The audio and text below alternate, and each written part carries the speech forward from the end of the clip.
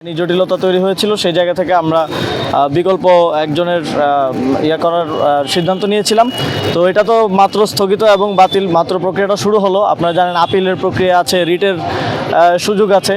তো আমরা হয়তো 29 তারিখ সম্ভবত ফাইনাল ডেট, যেদিন আমরা জানতে পারবো যে আসলে এটা কী হচ্ছে। আশা করি এই প্রসিডিউরাল কিছু জটিলতা রয়েছে, আশা করি এরপরে এটা সমাধান হয়ে যাবে ইনশাল্লাহ।